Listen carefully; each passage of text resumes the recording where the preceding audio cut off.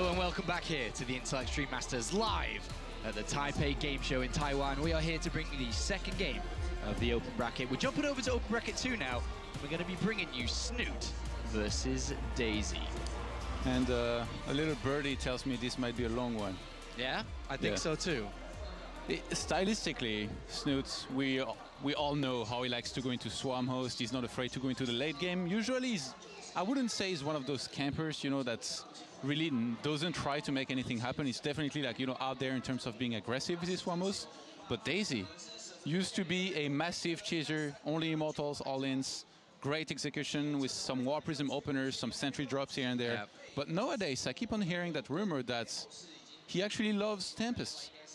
Is it time for one of those games or one of those series with a lot of Tempest and some very late game-ish PvZ, Apollo? I have a feeling that we're going to see at least one of these three maps, if we do go to three, to be a long one. But Snute does not always play Swarm Host, so that is something to keep in consideration, though. So the thing is also, like, if they play as we just talked about and they know that from each other, like they try and do some tricks here and there, like, you know, with the meta game. For example, Snute could do a timing when he sees Daisy going to Tempest. You know, he could choose to play a lot more aggressive than he would otherwise, or he could do the opposite and play even a lot more passive, get a lot of spores, do a big air transition, get his upgrades going. And same thing for Daisy. You know, like he used to be very good at cheesing. Maybe he fakes that he wants to go into you know, the later stage of the game, and he all-ins here and there, and somehow finds a weakness in Snute's defense. It'd be interesting to see what Daisy's going to bring to the table, to the tournament here at the Intel Extreme Masters. He doesn't really travel to that many international tournaments. He hasn't had a lot of success internationally either. The most notable, he got a top 8 at Dreamhack Moscow not too long ago, about 6 months ago, and he lost to Snute 2-0 in the quarterfinals there, as Snute moved on to the semis.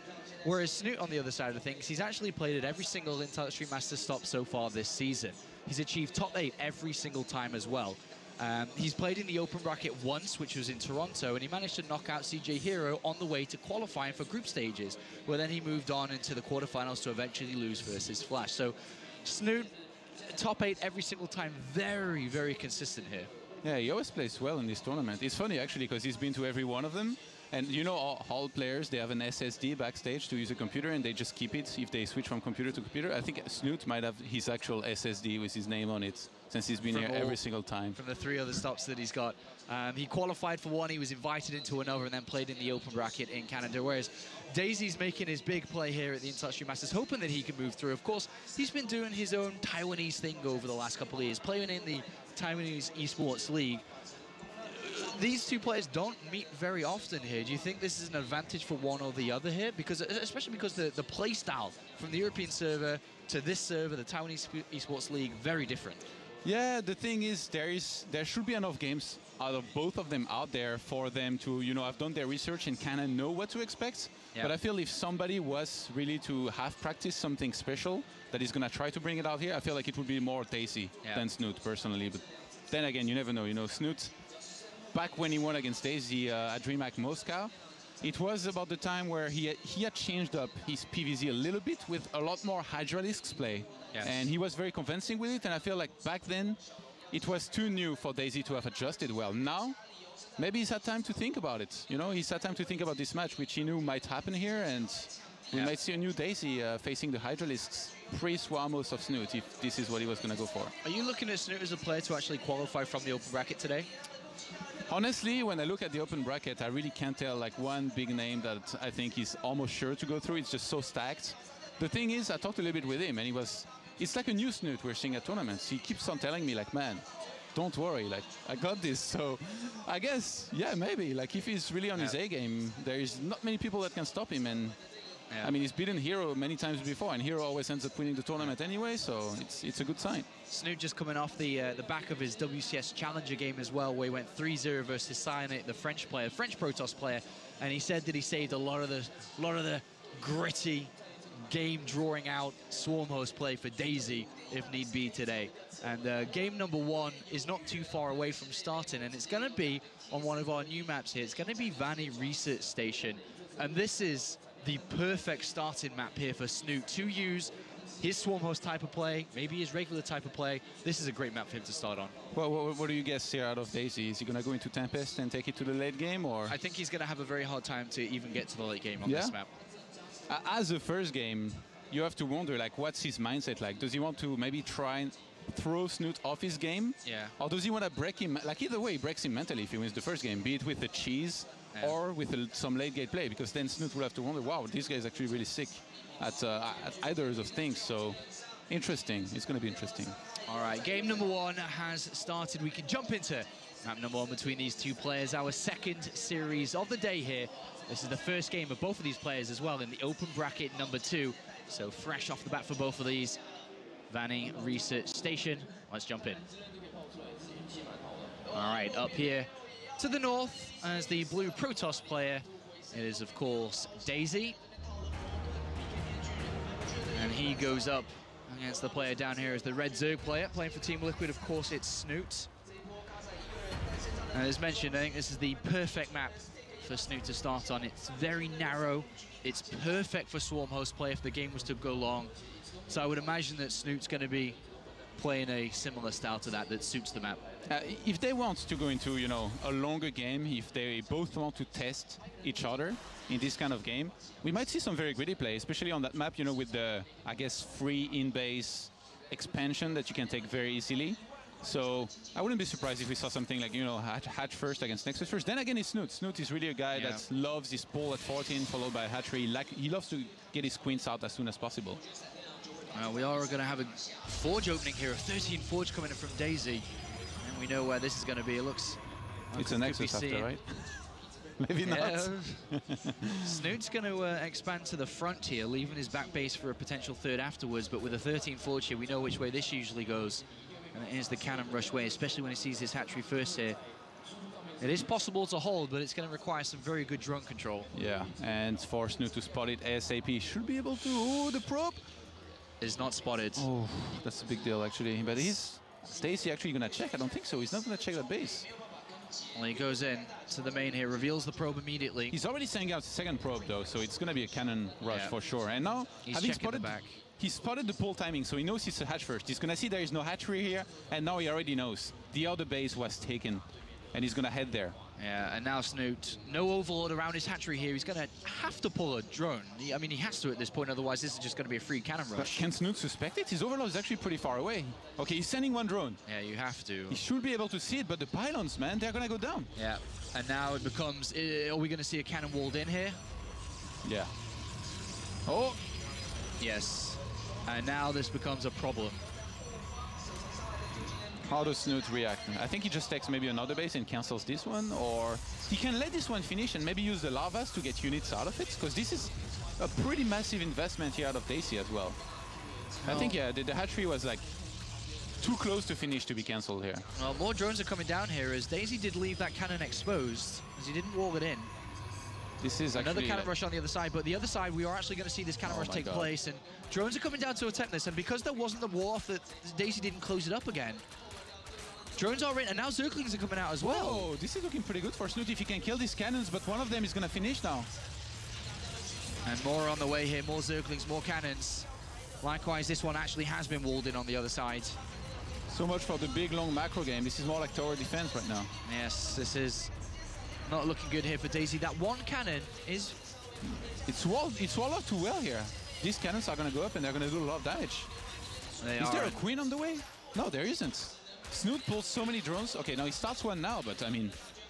Well, this that base dies on the left. There's another cannon going down here. This is a successful cannon rush on this first base of Snute. He pulls all his drones. And this is going to also be another successful cannon rush. Daisy. This is perfect opening here for him. He's going to cancel, yeah.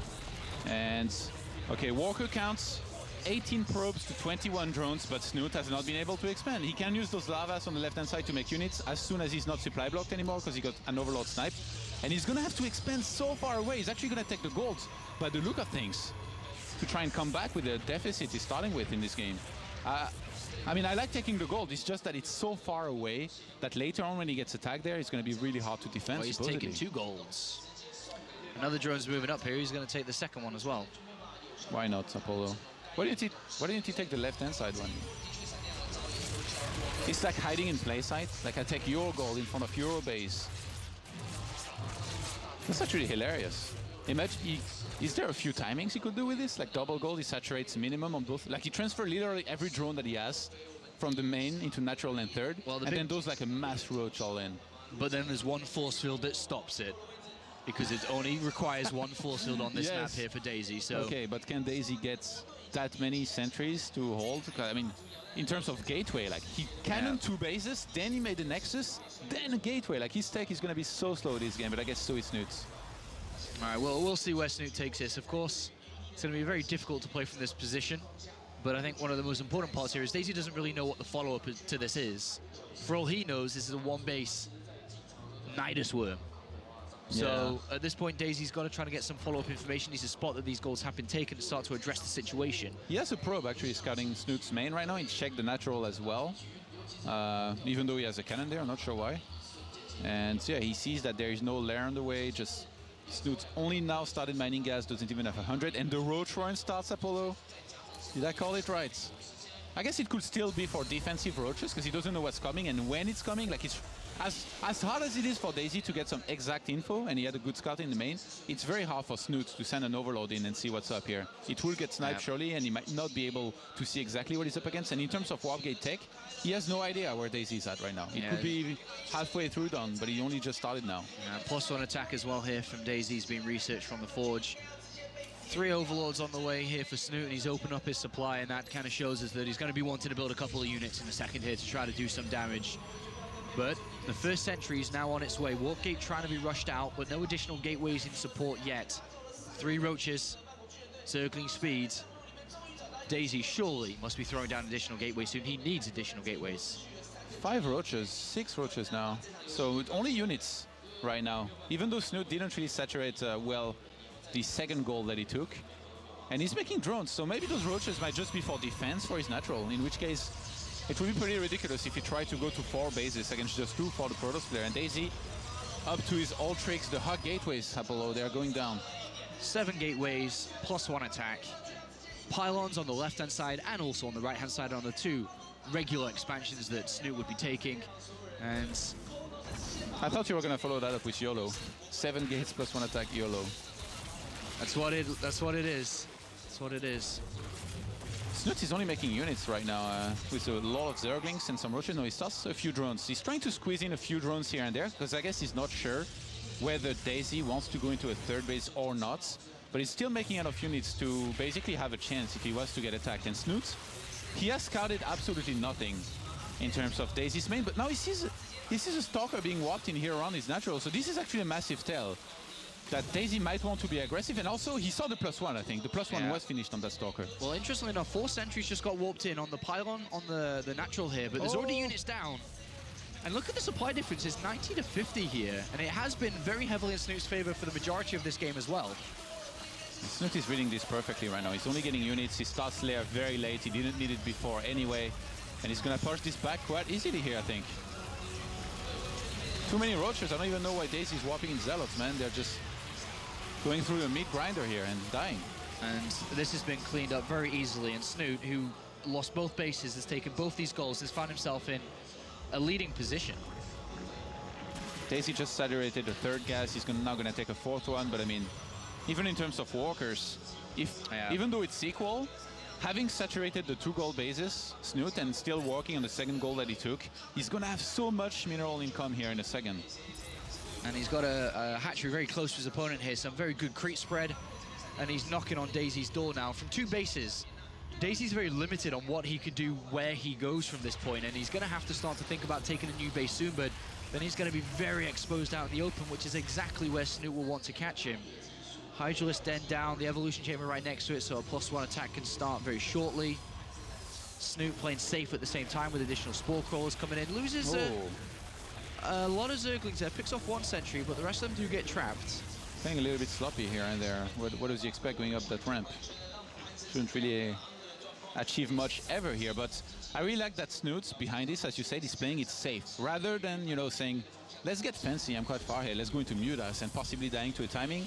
He just gets the Hydralisk Den, gets the road speed, and he's gonna go into basically roach and Hydralisks, and then later on this side, whether he even needs to add something. Yeah. Perfect position here for Snute. Daisy's now obviously forced into taking this third. A lot of pressure upon knowing that Snute controls 2 gold bases, could easily throw down a 4th soon as well. And his income is skyrocketing. Daisy needs to match it to be able to get the right tech out, but Snute, superior income, superior tech, and with a lot of Roach and Hydra, as you say, backing this up. Daisy out in the open. He does have sentries, but he can only hold on for so long. One wave of force fields here, and every single sentry is going to be minimal in the bank of energy. I wonder, Daisy, surely he must realize that he's up against double gold. Like, he scouted some creep on that second gold, but he didn't actually check if there was a hatchery. Yeah, he should know. He sees the creep at his front step right now, and he's just massing units. And it's going to be good for both defense and then possibly offense right after if he wants to counter-attack or even go for an attack himself. Mothership called down immediately before anything even starts here. A bad very first couple of seconds here for Daisy, who's going to attempt to hold on to this position. Cannons finishing up. Additional units being warped in as soon as possible. Infestation Pit is a follow-up tech if Snute does need to go that way. If somehow Daisy holds on to this. Snute is probably thinking about attacking right now, whether it's the right choice or not, because he has the Infestation Pit on the way. He has crits right at the front step of his opponent. He could just make a bunch of Swarmos and pressure with it, but he starts to Hive. So I guess maybe he's expecting Colossus and he wants to get Vipers. Something along those lines could well be true. But here comes the defense from Daisy. A lot of Zerg here, a good wraparound with his units as well. And one cannon down, a second one going to go down immediately as well.